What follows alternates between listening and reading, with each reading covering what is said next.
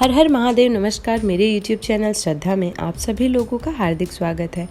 उम्मीद करती हूँ कि आप सभी सुखी और स्वस्थ होंगे, भगवान की भक्ति में व्यस्त होंगे। भगवान भोलेनाथ की कृपा हम सभी पर हमेशा बनी रहे। आइए जानते हैं आज इस वीडियो के माध्यम से शिव महापुराण संहिता 2 की द्वितीय खंड के 36वें अध्याय के बारे में, जिसमें भगवान श्री हरि और वीरभद्र के युद्ध के बारे में बताया गया है। ब्रह्मा जी कहते हैं, नारद, जब शिव जी की आज्ञा पाकर वीरभद्र की विशाल सेना ने यज्ञशाला में प्रवेश किया तो वहां उपस्थित सभी देवता अपने प्राणों की रक्षा के लिए शिव गणों से युद्ध करने लग गए, परंतु शिव गणों की वीरता और पराक्रम के आगे उनकी एक न चली। सारे देवता पराजित होकर वहां से भागने लगे। तब इंद्र आदि लोकपाल युद्ध के लिए आगे आए। उन्होंने गुरुदेव बृहस्पति जी को नमस्कार कर उनसे विजय के विषय में पूछा। उन्होंने कहा, हे गुरुदेव बृहस्पति, हम यह जानना चाहते हैं कि हमारी विजय कैसे होगी। उनकी यह बात सुनकर बृहस्पति जी बोले, हे इंद्र, समस्त कर्मों का फल देने वाले तो ईश्वर हैं। सभी को अपनी करनी का फल अवश्य भुगतना पड़ता है। जो ईश्वर के अस्तित्व को जानकर और समझकर उनकी शरण में आकर अच्छे कर्म करता है, उसी को उसके सत्कर्मों का फल मिलता है। परंतु जो ईश्वर की आज्ञा के विरुद्ध कार्य करता है, वह ईश्वर द्रोही कहलाता है और उसे किसी भी अच्छे फल की प्राप्ति नहीं होती। उन परम पुण्य भगवान शिव के स्वरूप को जानना अत्यंत कठिन है। वे सिर्फ अपने भक्तों के ही अधीन हैं, इसलिए उन्हें भक्त वत्सल भी कहा जाता है। भक्ति और ईश्वर सत्ता में विश्वास न रखने वाले मनुष्य वेदों का 10,000 बार भी अध्ययन कर ले तो भी भगवान शिव के स्वरूप को भली भांति नहीं जान पाएंगे। भगवान शिव की शांत, निर्विकार एवं उत्तम दृष्टि से ध्यान करने एवं उनकी उपासना करने से ही शिव तत्व की प्राप्ति होती है। तुम उन करुणा निधान भगवान महेश्वर की अवहेलना करने वाले उस मूर्ख दक्ष के निमंत्रण पर यहाँ इस यज्ञ में भाग लेने आ गए हो। भगवान शिव की पत्नी देवी सती का ही इस यज्ञ में घोर अपमान हुआ है।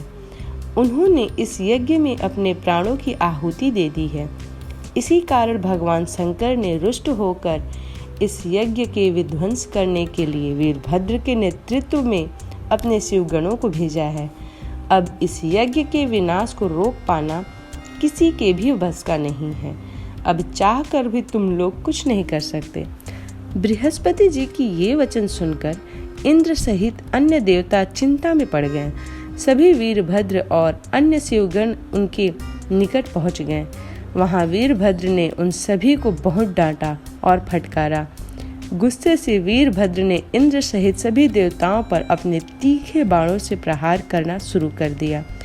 बाणों से घायल हुए सभी देवताओं में हाहाकार मच गया और वे अपने प्राणों की रक्षा करने के लिए यज्ञ मंडप से भाग खड़े हुए। यह देखकर वहां उपस्थित सभी ऋषि मुनि भयभीत होकर श्री हरि के सम्मुख प्राण रक्षा के लिए प्रार्थना करने लगे। तब मैं और विष्णु जी वीरभद्र से युद्ध करने के लिए उनके पास गए। हमें देखकर वीरभद्र, जो पहले से ही क्रोधित थे, हम सबको डांटने लगे। उनके कठोर वचनों को सुनकर विष्णु जी मुस्कुराते हुए बोले, हे शिव भक्त वीरभद्र, मैं भी भगवान शिव का ही भक्त हूँ। उनमें मेरी अपार श्रद्धा है। मैं उन्हीं का सेवक हूँ, परंतु दक्ष अज्ञानी और मूर्ख है।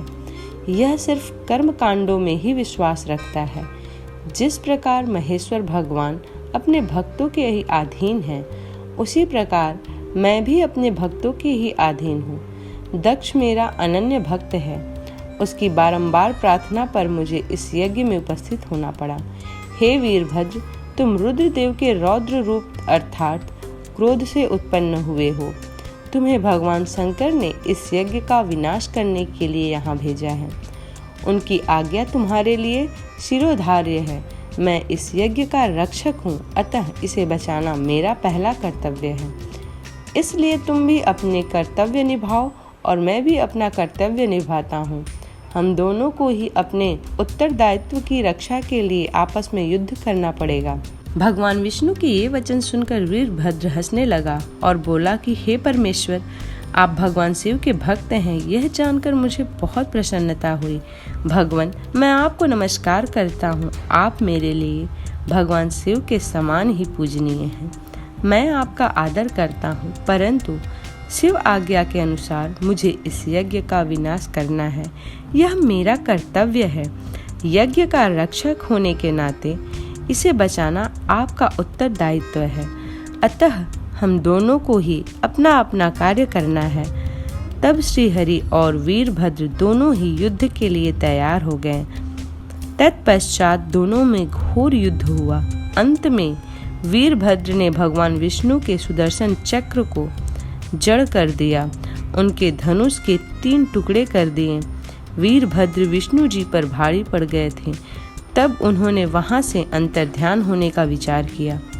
सभी देवता व ऋषिगण यह समझ चुके थे कि यह जो कुछ हो रहा है यह देवी सती के प्रति अन्याय और शिव जी के अपमान के कारण ही हो रहा है। इस संकट की घड़ी में कोई भी उनकी रक्षा नहीं कर सकता। तब वे देवता और ऋषिगण शिव जी का स्मरण करते हुए अपने अपने लोक को चले गए। मैं भी दुखी मन से अपने सत्य लोक को चला आया। उस यज्ञ स्थल पर बहुत उपद्रव हुआ। वीरभद्र और महाकाली ने अनेकों मुनियों एवं देवताओं को प्रताड़ित करके उनका वध कर दिया। भृगु, पुषा और भग नामक देवताओं को उनकी करने का फल देते हुए उन्हें पृथ्वी पर फेंक दिया। इस प्रकार शिव महापुराण संहिता 2 के द्वितीय खंड का 36वां अध्याय समाप्त होता है। उम्मीद करती हूँ कि आज की ये वीडियो आप लोगों को पसंद आई हो। वीडियो पसंद आई हो तो वीडियो को लाइक करें, वीडियो को ज़्यादा से ज़्यादा शेयर करें। इसी प्रकार की भक्ति भाव से जुड़ी हुई वीडियोस को प्राप्त करने के लिए चैनल को सब्सक्राइब करना ना भूलें। मिलते हैं अगले अध्याय में, तब तक के लिए हर हर महादेव।